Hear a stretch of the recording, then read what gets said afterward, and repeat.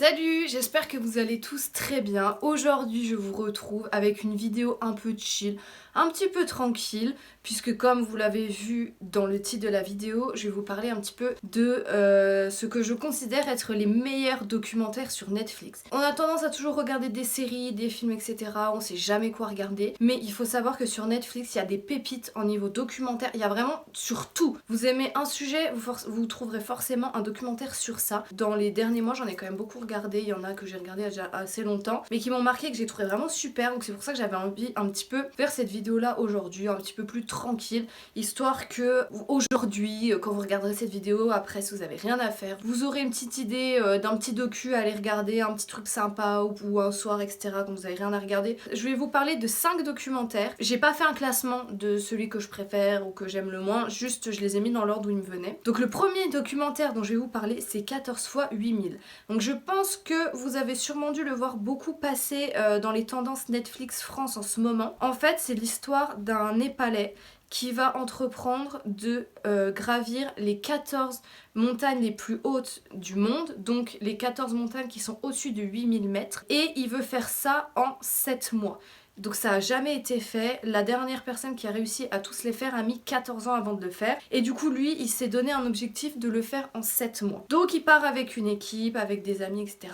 pour gravir ces montagnes-là. Et c'est des montagnes magnifiques. Donc on parle de l'Himalaya, on parle de l'Everest, on parle de l'Annapurna, on parle du K2. Donc on parle de beaucoup de montagnes vraiment connues, mais qui sont vraiment magnifiques. Le reportage est hyper bien fait, les images sont super belles, c'est super bien raconté. Et d'ailleurs, je vais sûrement vous sortir une vidéo, peut-être pas tout de suite parce qu'elle va mettre un petit peu de temps à être préparée, sur le trek des Annapurna en fait, parce que c'est un rêve que j'aime, enfin c'est un de mes rêves, c'est faire le circuit trekking des Annapurna. Donc on fait le tour des Annapurna puisqu'il y en a plusieurs, des monts, enfin c'est la chaîne Annapurna, mais on parle souvent du Annapurna 1 puisque c'est le plus haut.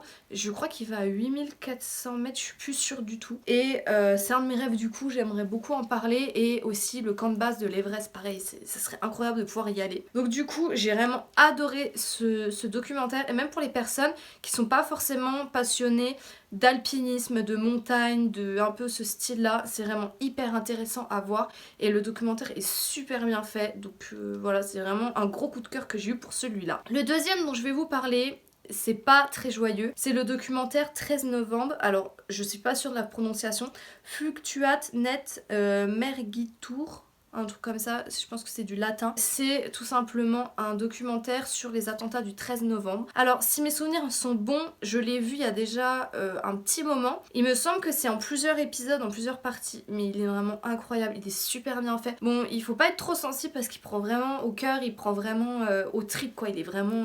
on va dire qu'il fait mal au cœur puisqu'il retrace vraiment les événements du 13 novembre, mais d'une façon assez respectueuse je trouve, et d'une façon où on comprend bien tout ce qui s'est passé. Il retrace un peu tout minute par minute limite, et c'est pour ça qu'il était vraiment super bien fait et super intéressant à regarder si on a envie de comprendre vraiment ce qui s'est passé. Et après voilà, c'est pas un documentaire très joyeux, mais moi j'ai vraiment beaucoup aimé. En troisième, on va changer complètement de domaine puisque c'est le documentaire What Happened Miss Simone. Donc c'est un documentaire sur Nina Simone, donc la vie de la chanteuse, etc. On a beaucoup d'images d'archives, des images inédites qu'on n'avait jamais vues, des extraits de concerts. En fait, il raconte sa vie, mais il raconte aussi ses plus gros concerts, ses plus gros succès, etc.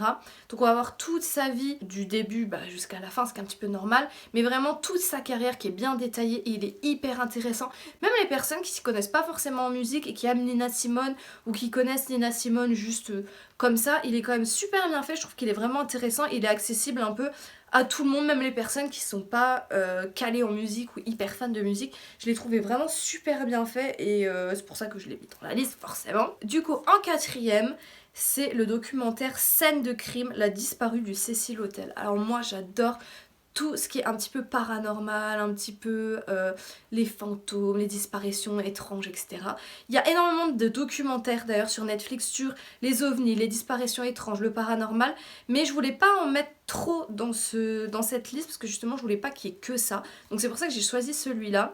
Donc je pense que tout le monde connaît le Cecil Hotel à Los Angeles où il y a eu énormément de meurtres, de disparitions étranges. Il y a toujours eu des trucs vraiment très très bizarres. Là il se concentre sur la disparue du coup. C'est une jeune femme, je pense que vous avez tous vu des images tournées un petit peu sur les réseaux sociaux. C'est une jeune femme qu'on voit, qui a disparu en fait, qu'on voit par les caméras de surveillance d'un ascenseur.